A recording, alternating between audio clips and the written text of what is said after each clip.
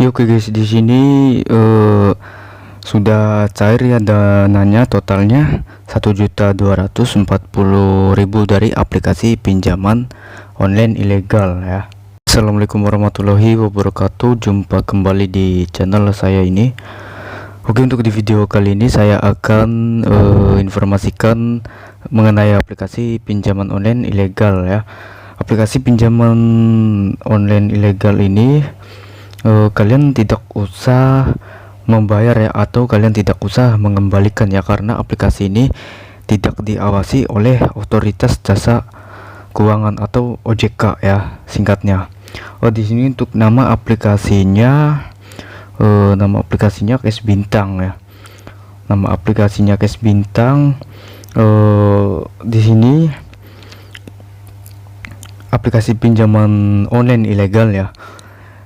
Buat kalian yang belum tahu ya, orang awam yang belum mengerti tentang aplikasi pinjaman online ilegal, untuk cara membedakannya gimana. Nah, di sini cara simpelnya saya akan kasih tahu ya. Kan di sini tidak ada icon OJK-nya ya.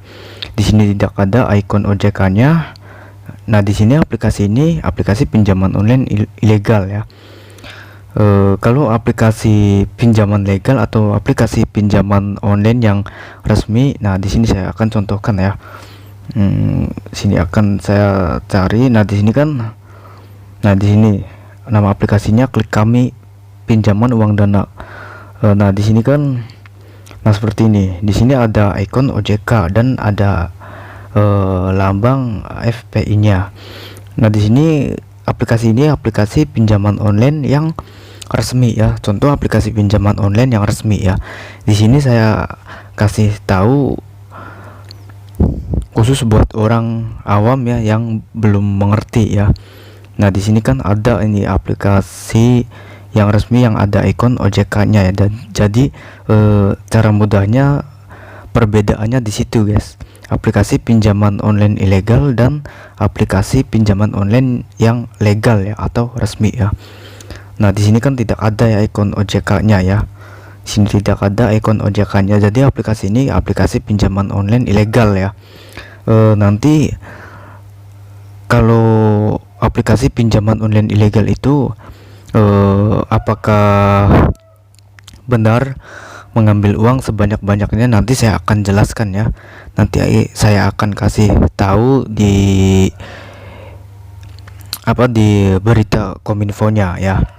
Nah, di sini untuk ratingnya lumayan tinggi. Untuk ratingnya aplikasi baru rilis, untuk ratingnya 4,9, dan di sini baru saja di-download 10.000 lebih ya.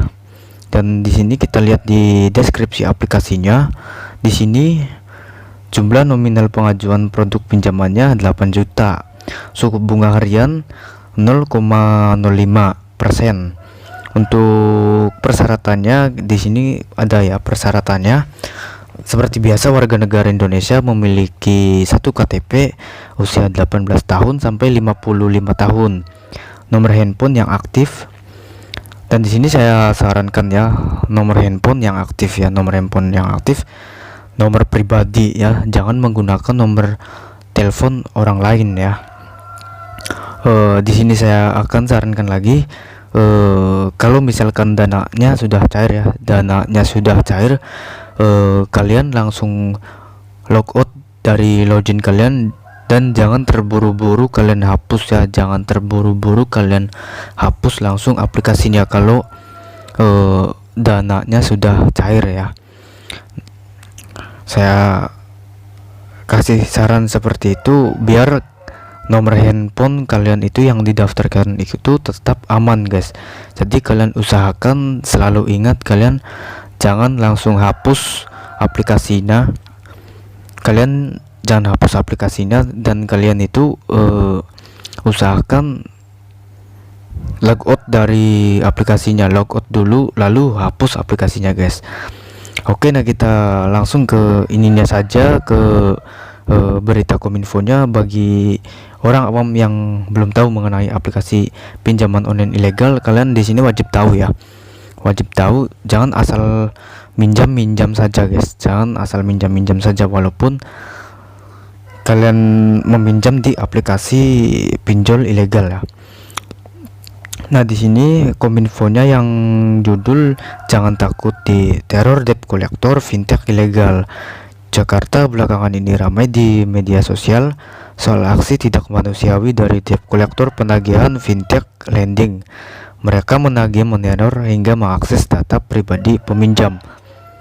Namun Samuel Aberjani, penggarapan Dirjen Aplikasi Informatika Kementerian Komunikasi dan Informatika Kemenkominfo, mengatakan tidak perlu takut pada debt collector fintech. Masyarakat tidak perlu takut bilang fintech ilegal membawa kasus ini ke ranah hukum. Kalau mereka ilegal, kan bagaimana mereka mau nagih? Tidak ada aturannya, kan mereka ilegal. Kalau mereka fintech ilegal mau melaporkan ini ya bagus, saya jadi bisa tutup, nanti mereka kan ilegal, ujar Samuel kepada CNBC Indonesia Senin tanggal 26 bulan 11 tahun 2018.